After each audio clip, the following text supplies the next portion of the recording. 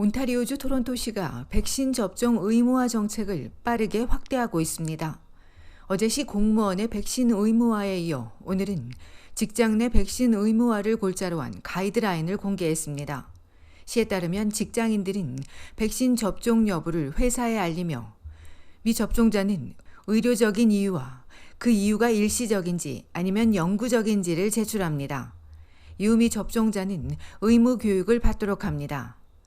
이외에도 직장 내 확산을 줄이기 위한 방안으로 선별 검사와 거리 두기, 방역 장비 착용, 환기를 들었습니다. 또 1,000명 이상 모이는 경우 백신 접종을 완료한 사람에 한해 입장하도록 촉구하고 있습니다.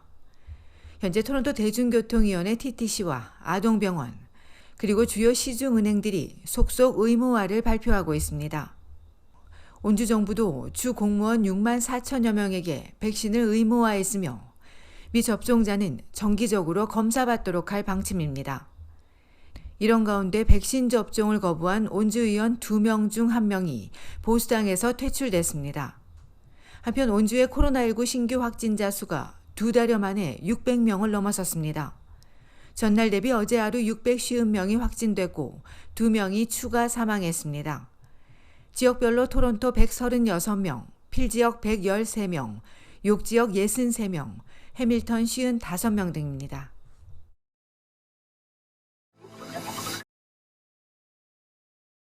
백신 접종률이 높아도 확진자가 늘면서 캐나다에서도 부스터샷 접종이 주요 이슈로 떠오르고 있습니다.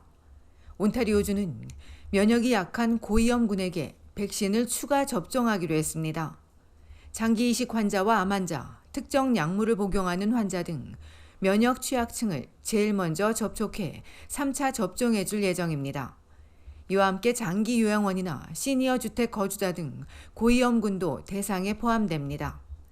이들에 대한 구체적인 접종 시기와 방법 등은 각 보건지역에 따라 다르게 진행될 예정입니다. 앞서 장기 이식 환자의 경우 3번째 투여를 하게 되면 면역 반응이 더 강해진 것으로 나타났습니다.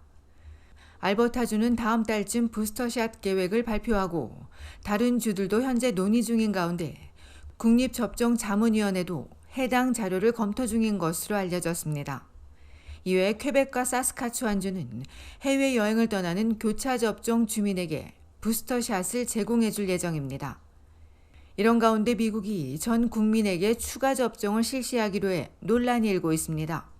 미국은 다음 달 20일부터 화이자와 모더나 백신 접종자 중 2차 접종을 마친 뒤 8개월이 지난 사람에게 접종해 줄 예정입니다. 미국 정부는 백신을 맞고 시간이 지나면서 코로나19 감염에 대한 면역력이 약해졌고 특히 반년이 지나면 가볍거나 중간 정도인 감염도 보이기 시작했다고 덧붙였습니다. 또 델타 변이 확산이 백신의 면역력을 약하게 만드는 데 관련이 있을 것으로 예상했습니다.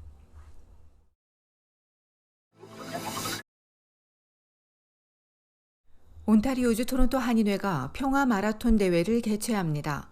오는 9월 18일 오전 9시 써니브룩 공원에서 열립니다. 다만 올해는 코로나 상황을 고려해 기록 경기인 마라톤은 생략하고 5km 가족 건강 걷기 대회로 마련합니다. 이전에는 마라톤 코스 반대편에서 열렸으나 올해는 마라톤 경기가 열렸던 구간에서 진행될 예정입니다. 이날 개인적으로는 달리기도 할 수 있지만 기록은 본인이 측정해야 한다고 한인회는 전했습니다. 제16회 평화마라톤 걷기대회 참가비는 $10이며 한인회 홈페이지에서 신청할 수 있습니다. 한인회는 지난해는 코로나로 인해 행사가 취소됐었다며 4차 대유행 상황을 예의주시하면서 조심스럽게 행사를 준비하고 있다고 전했습니다.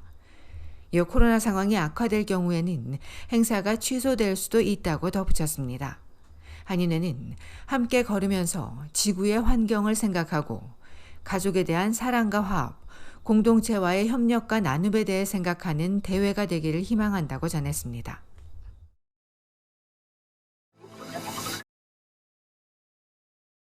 정부가 백신 혼합 접종을 권고해 맞았는데 새로운 문제들이 드러나 해결책이 필요해 보입니다. 캐나다는 앞서 아스트라제네카와 화이자 또는 모더나 백신의 교차 접종을 허용했습니다. 그런데 이 혼합 접종을 두고 아직 국제적인 협의가 마련되지 않다 보니 해외여행을 갈 때 격리가 면제되지 않거나 해외 구직에도 문제가 발생하고 있습니다. 한 크루즈 종사자는 취업을 포기해야 했습니다. 미국이 몇몇 예외를 제외하고 혼합 접종을 인정하지 않기 때문입니다. 영국과 아일랜드도 마찬가지입니다. 이처럼 대부분의 국가들은 백신 접종 완료 기준을 백신 종류에 따라 1회 또는 동일 백신 2회 접종 후 최소 14일 경과를 기준으로 하고 있습니다. 그렇다 보니 교차 접종자는 3차 부스터샷을 맞아야 한다는 주장까지 나오고 있습니다. 현재 캐나다에선 사스카추안과 퀘벡주만이 해외여행을 계획한 주민에게 부스터샷을 제공해 줄 예정입니다. 다른 주들은 아직 이런 계획이 없는데 지난달부터 다른 나라들과 이 문제를 논의 중이라고 밝힌 연방정부는 하지만 데이터가 충분치 않다 보니 시간이 걸릴 수 있다고 전했습니다. 결국 언젠가는 해결되겠지만 그때까지 교차 접종자들은 혼란스러울 수밖에 없어 보입니다. 한편 최근의 한 여론조사에 따르면 혼합 접종 비율은 약 18%에 달했습니다.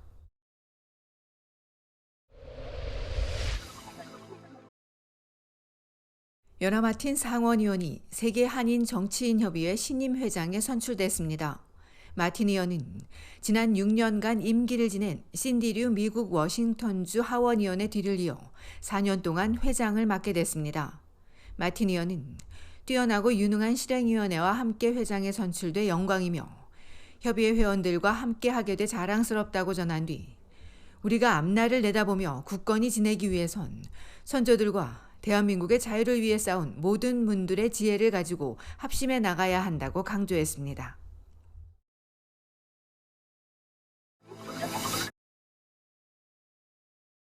브리티시 컬럼비아주 밴쿠버에서 10대 소녀 3명이 연이어 성추행 피해를 입어 경찰이 조사에 착수했습니다.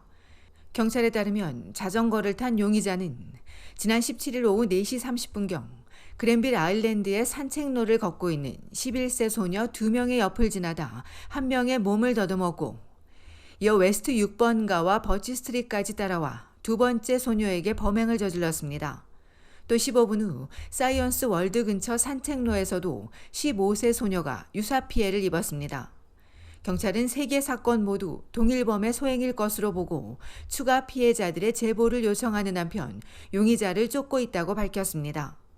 30대 아시아계로 추정되는 용의자는 범행 당시 회색 티셔츠와 짙은 반바지, 파란 모자에 검은테 안경을 썼으며 빨간색과 흰색이 섞인 자전거를 타고 있었습니다.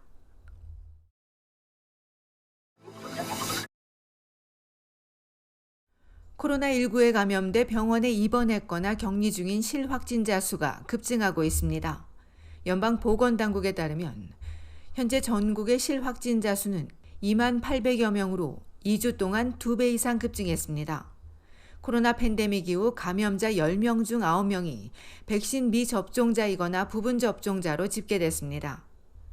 한편 어제 기준 전국에서 12세 이상 인구의 82.3%가 1차 접종을 마쳤고 73.3%는 백신 접종을 모두 완료했습니다.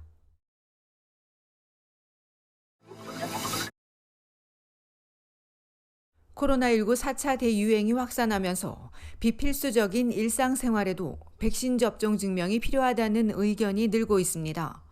캐나다 연구협회가 최근 설문조사한 결과 응답자의 76%가 퀘벡주가 도입한 백신 여권 제도에 찬성한다고 답했으며 이 질문에 퀘벡 주민은 무려 81%가 찬성했습니다. 이번 조사에서 최악의 코로나 상황이 지났다고 답한 응답자는 앞서 6월 말 70%에서 44%로 크게 줄어 절반 이상이 코로나 상황을 불안하게 지켜보는 것으로 나왔습니다. 한편 퀘벡주는 올가을 백신 여권을 도입, 술집과 콘서트, 축제 등에 사용할 예정입니다.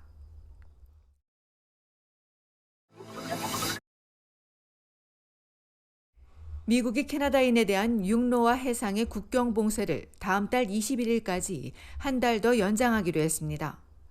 앞서 지난 9일부터 백신 접종을 완료한 미국인의 입국을 허용한 캐나다와 달리 지난해 3월 이후 줄곧 국경을 봉쇄해온 미국은 델타 변이 확산을 막기 위해서라며 비필수 목적의 미국 방문을 한 달 더 금지하기로 했다고 밝혔습니다. 최근 들어 확진자가 다시 늘고 있는 미국에선 어제 하루 신규 확진자 16만여 명이 나왔고 1,700여 명이 추가 사망했습니다. 한편 백신을 접종한 미 연방의원 3명이 잇따라 돌파 감염되기도 했습니다.